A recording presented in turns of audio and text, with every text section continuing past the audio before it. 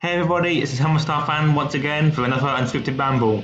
And this time I watched Elimination Chamber last week, so I'm going to do a quick review of that. This isn't going to be an in-depth review. I didn't watch the whole show, I only watched a couple of the matches, but I just want to give a few of my thoughts on the show because I thought there were a lot of things to say. So let's just jump into it and go with match one, which was Roman Reigns vs Goldberg for the WWE Universal Championship. I'm going to be honest, I'm not the biggest fan of Goldberg. I think his matches lately have been really rubbish. I feel like he's not really done great for the business. Like the way they've used him to like sort of mess up the Fiend and all that. I don't think there's a single match of his latest run I've liked. So honestly, I actually enjoyed this one. A lot of people didn't really like this one, and I don't really understand why. Because I think it needed to be what it needed to be. It put Roman Reigns over huge. A lot of people seem to be complaining like, oh, Goldberg should have done more. So what do you want Goldberg to do? He's already done all of that stuff. This was what he needed to do. He needed to end this off by putting someone over, and I think he did a good job putting Roman Reigns over. A lot of people are complaining he didn't do the jackhammer, and I'm just thinking, do you remember what happened the last time we done jackhammers to Taker and Fiend? They've not been good, so if anything, it's best he didn't do the jackhammer because you knew he wasn't going to be able to do it. So I don't really know what people are complaining about. I think it did what it needed to do. There is one thing that people found an issue with, and I can understand that, is that there's a bit near the end where Roman Reigns and Goldberg are on the ropes, and Roman Reigns has a submission hold in. Yeah, Goldberg the ref should have probably stopped that because he's on the rope, so it should have been a rope break. So I can understand why people didn't like it for that reason. But overall, I thought it was a good match. I didn't really have any issues with it. I thought it did what it needed to do.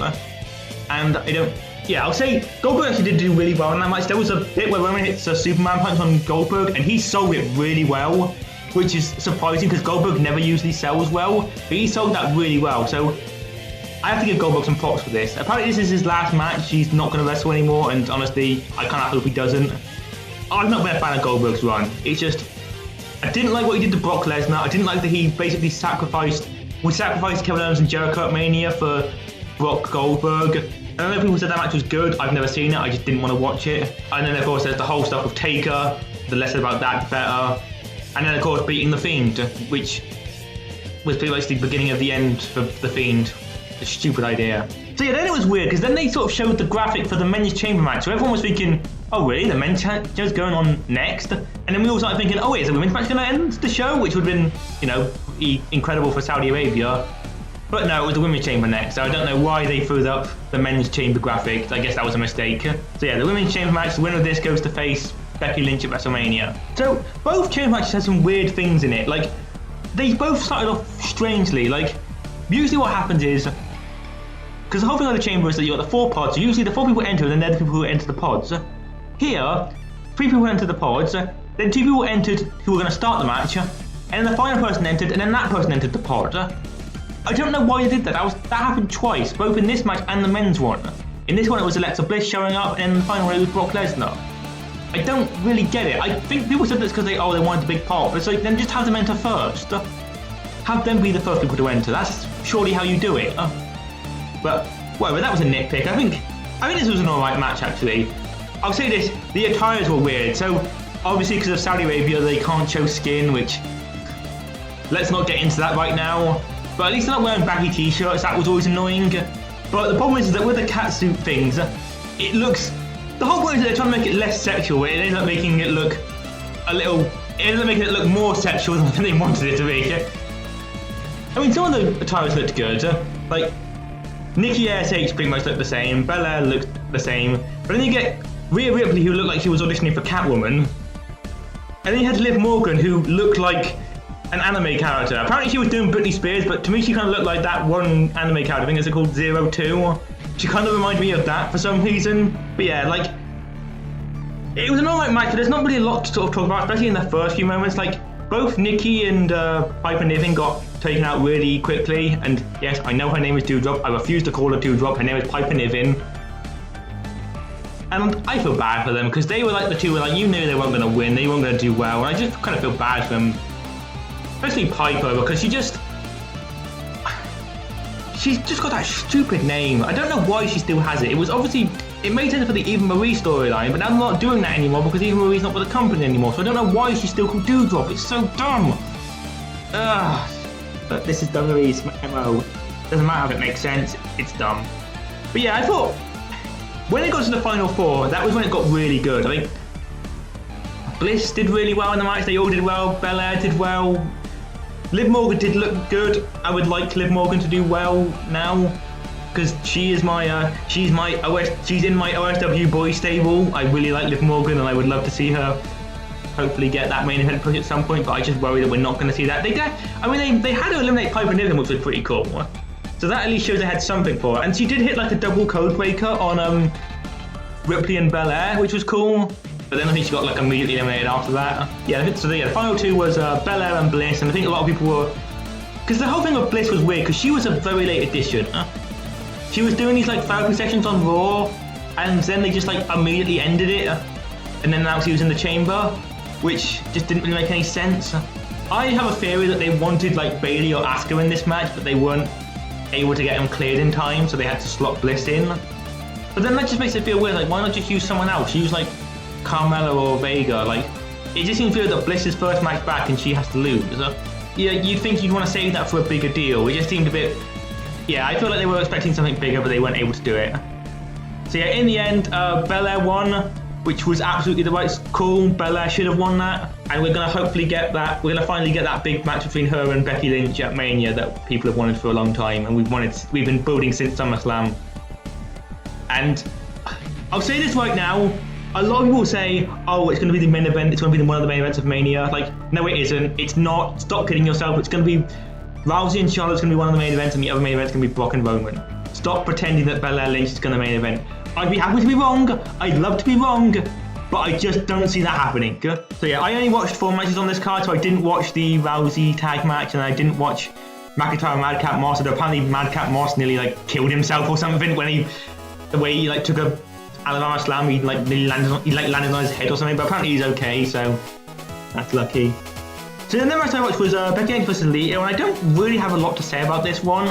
I thought it was a bit sloppy. There had like a lot of sloppy moments in it, and it doesn't feel like anyone else really noticed, or if it wasn't that big of a deal, but it's the only things I can really remember about it. Like, there was a bit, well, first off, there was a massive spot call I heard from Becky Lynch to Lita, which I never hear the spot calling, so that must have been loud if I could hear it. Like John Cena levels of spot call. But like then there was there's a moment where like Becky Lynch rolls up Lita and then holds the ropes, and then Lita kicks out. But then Becky Lynch like falls to the ground and then starts selling a sleeper hold before Lita's even got it on. I don't know, that felt weird. Like she knocks off and then she like falls to the ground before Lita's even touched her. So I think there might have been a bit of miscommunication there. And then there was another bit where I think Lita did like a top rope Hurricane Rana, and like Lynch like sold the move like a second after Lita left her feet, which again doesn't seem like a lot, but it's like kind of noticeable. But I think maybe it was just nerves from Lita because they said something like she hadn't had a one-on-one match since like 2006, which is that true? I mean, if so, then I can understand why she maybe was a little bit sloppy in the match, but I think overall it was pretty good. The ending was really cool. There was like this really great near fall. I think Becky Lynch went to do Lita's moonsault. Lita reversed it, and then Lita did her own moonsault, and I think Becky Lynch tapped out like the last possible moment. It was a really good near fall. Like I think even though we knew Lita wasn't going to win, it made us believe that she could win. But then after that, like Becky Lynch just hits the manhandle slam, which by the way is a terrible name. I hate that name so much. But yeah, she hit the finisher on Lita almost immediately afterwards and won. So maybe they should have done a bit more after that, but it was an alright match. Like I said, I don't really have much to say about that one. Just, yeah, looking forward to Becky Lynch vs Belair. That's like one of the few Mania matches I'm actually excited for because it's going to be good. Alright, okay, so here's the one where I probably got the most to say about. The main event, the men's chamber match. It was Bobby Lashley, AJ Styles, Seth Rollins, Riddle, Austin Theory, and Brock Lesnar. So first off, Brock Lesnar being in this match is silly because he's already fighting Roman for the belt. He won the Rumble, so I don't get why he's in the chamber match for the WWE Championship. Well, we know why, but we'll get to that in a minute. So, the match starts, and there's this weird spot where Seth Rollins powerbombs Austin Theory through the pod into Lashley, like into the pod where Lashley was. And then Lashley like gets knocked out, and they had to take him out of the match. When I was watching this, I couldn't tell if it was real or not.